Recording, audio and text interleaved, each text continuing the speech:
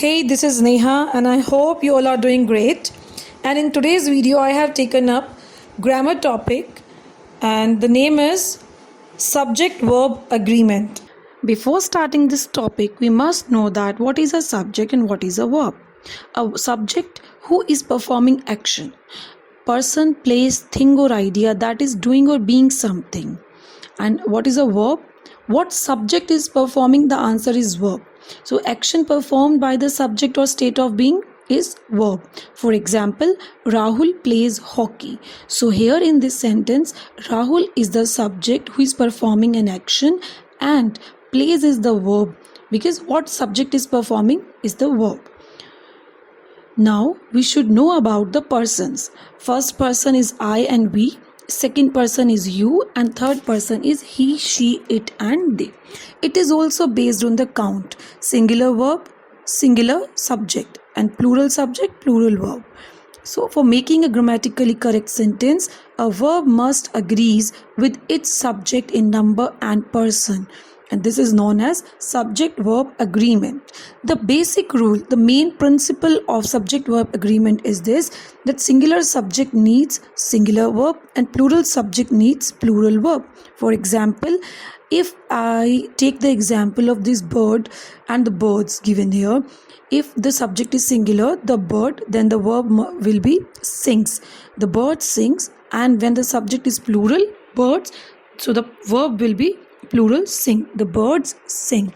If the subject is singular, then for example, I have given here, the horse runs fast. Here the subject is the horse and the verb is runs, and both the subject and verb are singular and agrees with each other. Another condition is when the subject is plural. For example, the horses run fast. Here the horses are the subject and run is the verb. So here both of them are plural and agrees with each other. Kindly remember that in both of the examples the subject is in third person. So the next rule is when the subject is not in third person. For example, I go to the gym regularly and we go to the gym regularly. Here in the first example, I is in singular subject and it takes the verb go, and in second example we is the plural subject, it also takes the verb go. So in case of first and second person, there is no rule of singular subject, singular verb, and plural subject, plural verb. Here are some important rules related to subject verb agreement. Rule number 1. Two or more singular subjects joined by and usually take a verb in the plural.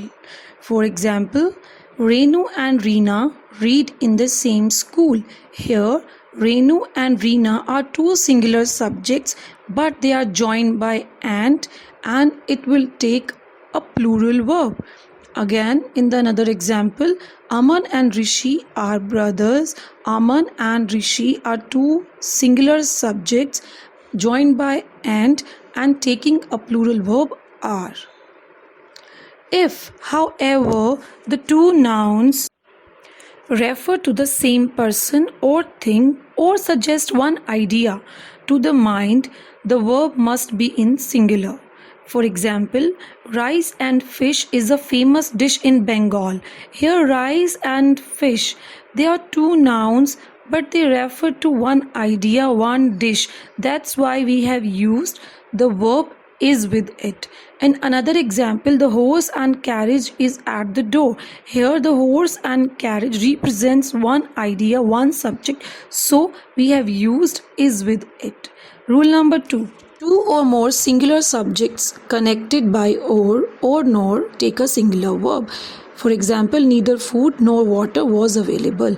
Food and water here are the singular subjects, but they are connected with neither or nor, so they are taking a singular verb was with it. It is in the continuation with the rule number 2.2. But if one of the subjects joined by or nor is in the plural, the verb must be in the plural and the plural subject is placed nearest to the verb. For example, neither Rohit nor his friends have come to the party. Here Rohit is singular subject but his friends is the plural subject, so it will take the plural verb and it will be placed near it. So his friends have come to the party. Another example is the officer or his clerks were caught. So here the officer is singular subject, his clerks is the plural subject, and the verb is also plural here, were, and it is put nearest to the plural subject. Again, in continuation with the rule number 2 only, rule 2.3, when the subject joined by or nor of different persons, the verb agreed with the nearest one. Here neither you nor I am here. Here there is two, like we have used two subjects and you and I, but the verb will be agreed with the nearest person, that is I here.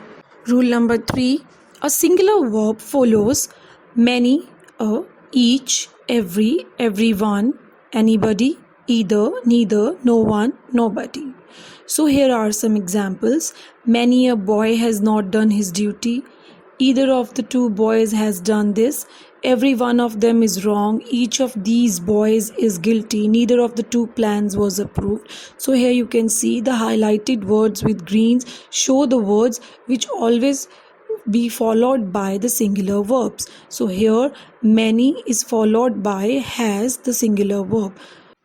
Rule number 4, nouns which are plural in form but singular in meaning take a singular verb.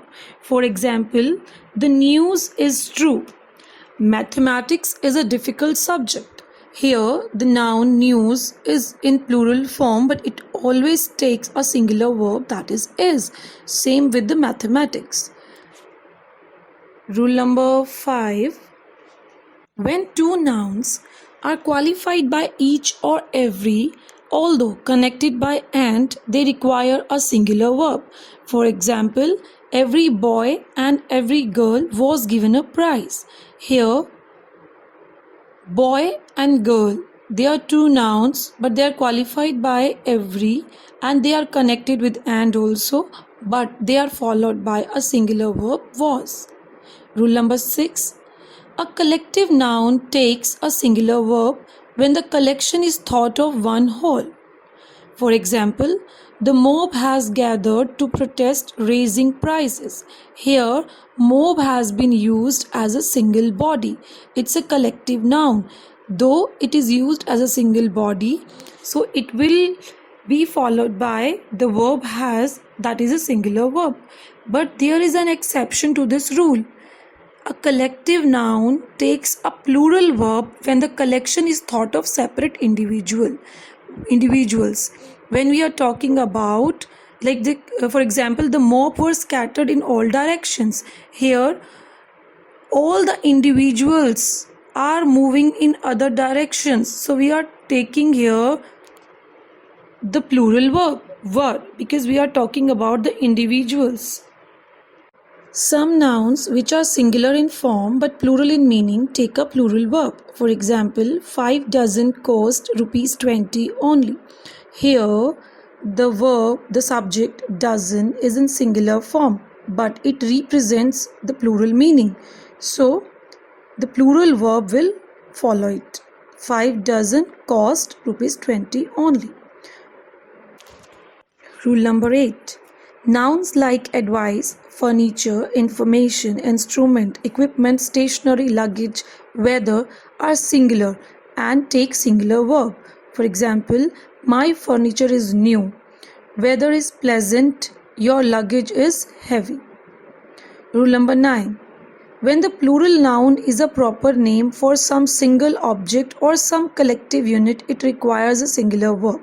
For example, the Canterbury Tales was written by Chaucer. Here the Canterbury Tales is the name of a famous book which was written by Chaucer. So it's a proper noun and we have used singular verb with it. The United Nations was established in 1945. Here the subject is the United Nations and the verb is was. Rule number 10. When dare and need are followed by negative, we use plural verb with singular subject. I am repeating. When dare and need followed by negative, then we use plural verb with the singular subject. For example, he need not worry or he dare not meet the principle. Rule number 11. When as well as with or along with are used to join two nouns in a sentence, the verb agrees with the noun mentioned first. For example, the teachers along with the principal are discussing the board results. Here, in the above sentence, the teachers is the subject mentioned first. It is in the plural form and in the third person. So, the verb are is used which agrees with the subject. I hope you all will be able to understand all the rules very easily. Thanks for watching.